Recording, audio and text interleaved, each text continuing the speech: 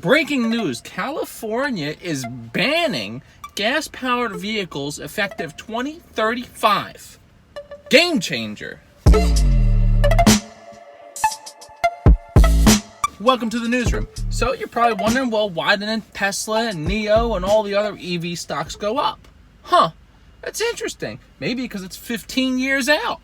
The two stocks I'm going to talk about today are ones that are making the news. They're the big movers today. SPI, no, not the market, SPI, and POLA, P-O-L-A. First, SPI. Look at this article. Stock of a tiny SPI Energy skyrockets 3,100% on Wednesday as it announces EV venture.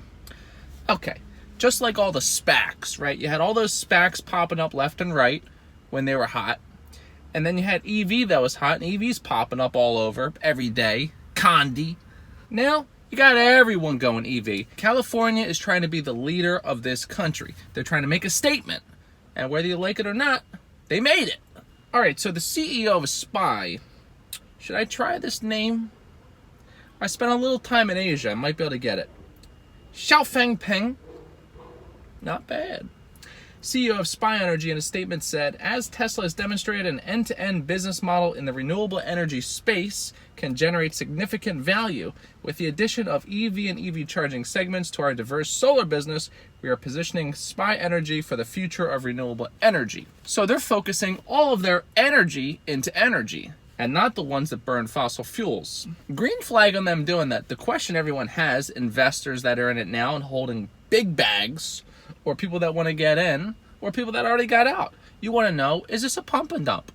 Is it a junk company? Or are they actually going to make movements? Let's find out. So SPI, it's about 20 minutes till close. It's trading at 1567, and they're still up 1,400%. As we know, this channel, we know stocks that shoot up usually fade out throughout the day. And then dependent on the company, whether it's a good company or a dump, that's how we react going forward the next day and forward. Forward. Like I said, at their peak, they were up over 3,000%. I think it was like 3,800% or something at the peak of it. Now I looked at the high. It hit 41, I believe. And before today, it was trading at $1. Now listen, if this company was trading at, I don't know, 15 bucks, had a big market cap, and then it ran, that means they already have a good infrastructure. They're a good business. They sell products. This one was at $1. Okay? I could probably buy this company. You get more worth going to McDonald's, getting a McChicken, than buying this stock. That's what I'm seeing right now. But let's look into it. Let's keep digging here. Another thing I noticed was the volume. Average volume on this company is 243,000. Period. Today, 328 million. Big difference. Now, looking at today's chart, it's a mountaintop. It hit the peak of Everest, and it's falling down. Is it going to find a bottom, or is it going to continue to fade out like these dumps usually do? If it wasn't a dump, it would have held. I swiped back, and I looked at the previous week. Look how ugly this thing is. It's straight down, and it's light. Those little dots mean no one's buying it. They don't want it. Okay? Just because of this news, this thing's rocketing. Maybe it's a real company, and maybe they're going to do some good things. But as of right now, this don't look good. As of today, it's starting to look good. Maybe going forward, it's going to look good every day. But before today, it looked horrendous. All right, so looking at today, which is what matters, because they made this statement going forward. This is where the main focus is going to go. I found this trend line, the support line, it's starting to build a bottom. Is it going to hold this bottom around 18? So for a bullish scenario, it would bounce and make a bottom. That's what these investors, these big hedge funds want to do. They want to find solid support. So Robin Hooders and Weed Bowlers and Thinkorswimmers buy in, because we're looking at these charts and we're finding technical reasons to invest. So if it does find this bottom and bounce off this line quite a bit, it could cause some positive trajectory back into the 36s and the 40s, and you bag holders can finally be relieved that you're back at the price that you bought at the top. Listen, if you climb Mount Everest and someone's at the top of the mountain trying to sell you diamonds, most likely they're rocks and you're hallucinating because you're dehydrated. So if you bought at the top, it's okay.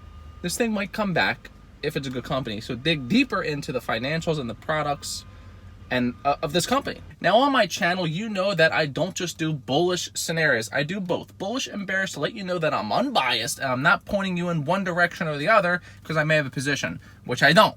Not in this one. So bearish scenario, this thing could dive straight down to Putville, Right now it's in Bounceville. It could head to Putville, which is back in under 8, 4s, 2s, 1s. This thing was $1 stock before today. So it could fall back. Watch the support line at 16, 18, around there. It needs to hold that number. If it falls below 16, it's going to Putville.